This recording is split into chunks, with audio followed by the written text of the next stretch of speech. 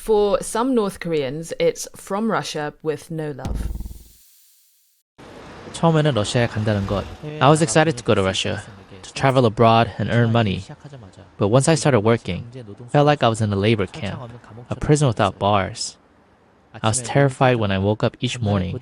My hands would seize shut, paralyzed from the day before. A North Korean worker who has defected to South Korea speaking to the BBC on Wednesday. Julia, what's the story? So, we are continuing to cover the many ways in which the Russia-Ukraine war is taking a very strong toll on both those two countries. But the impact is growing, and an interesting story from North Korea. We have seen over the course of the last few years, first North Korea supporting its ally Russia by sending ammunition. Then it started to send soldiers.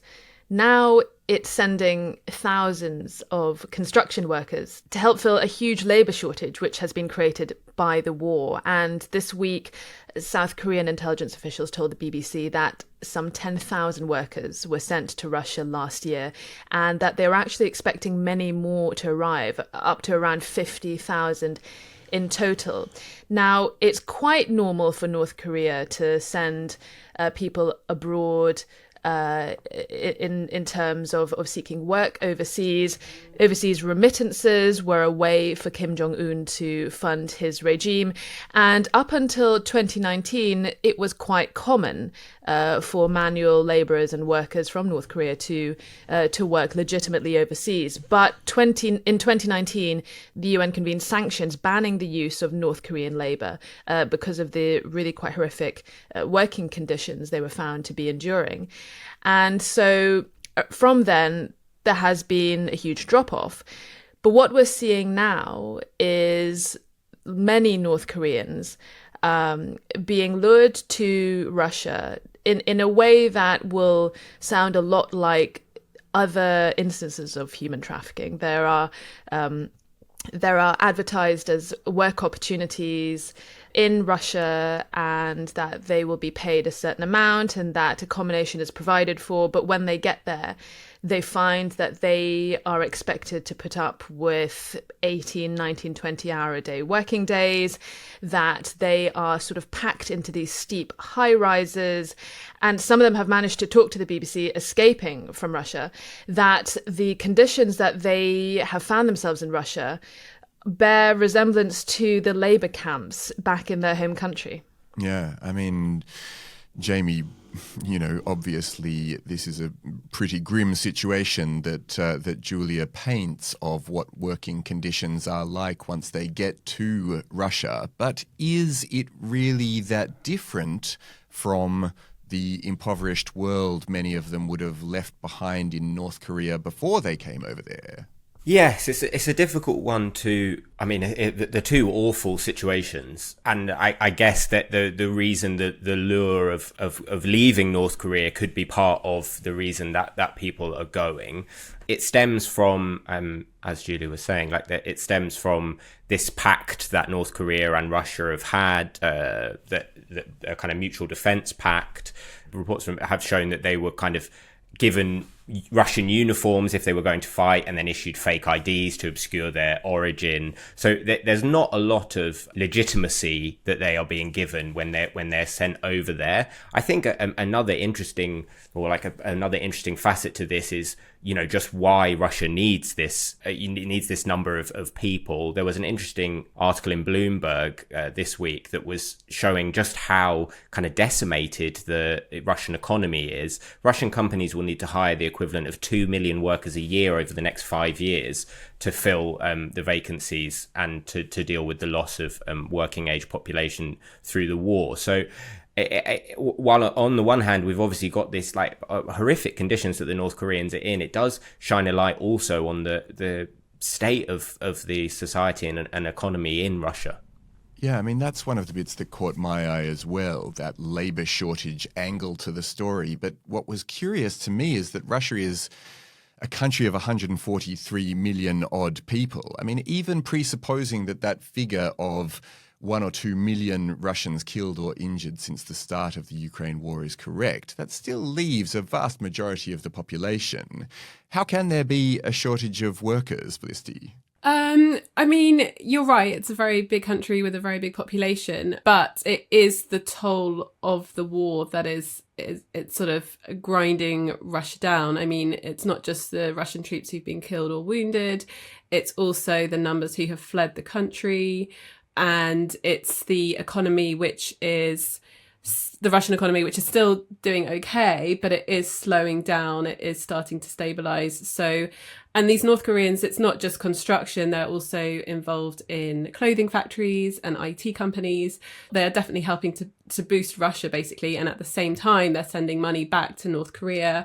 They have to pay these like loyalty sums of money back to North Korea too. So both countries are benefiting in some way at the expense of these workers who are just in the most, deplorable conditions, working very dangerous shifts, working very long shifts, and they can't really get home. They don't really have a lot of say in, what they're doing day to day. Julia, it's not just North Koreans as well. I gather you've been hearing about how Indians are being tricked into not just working for Russia, but fighting for them. How's that happening?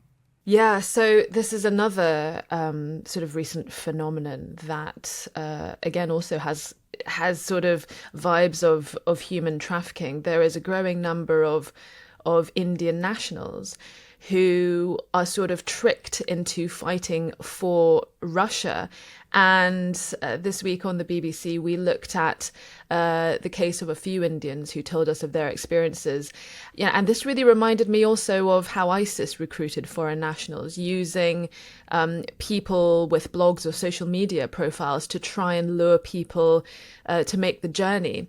And there was this a YouTuber who was an Indian man based in actually he was based in Dubai, and he was called Khan. And on his YouTube channel, he would offer well-paid work across a number of countries, even for low-skilled Indians. And some of these blog posts advertised what was described as a security helper role, some kind of security guard role.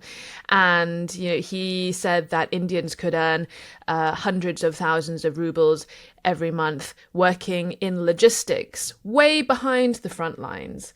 And, he said that the Russian government was appreciative of other people helping in its army, that people would be given benefits, and that you would be given, permanent residency, all this sort of thing. And this Khan, he filmed in the streets of St. Petersburg, in Moscow, and really tried to draw up this vision of a new life that Indians could build in Russia. Now, what some of these Indians found was that they were given uniforms and promptly told that they were going to be sent to the front lines, and before too long there would be, guns and ammunition handed to them.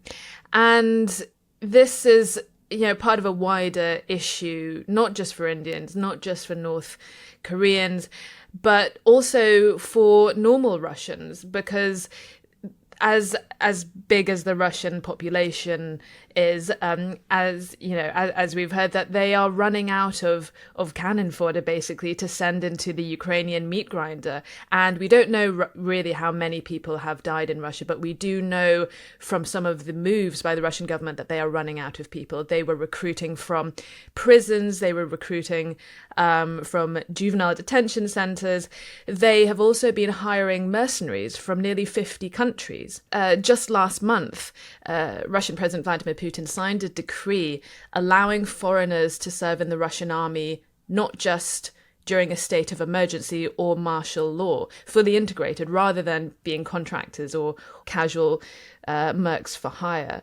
And the state of the Russian economy, I think, is now at a stage where the Russian government is going to have to make some serious decisions soon. We saw the IMF degraded their forecast for the Russian economy.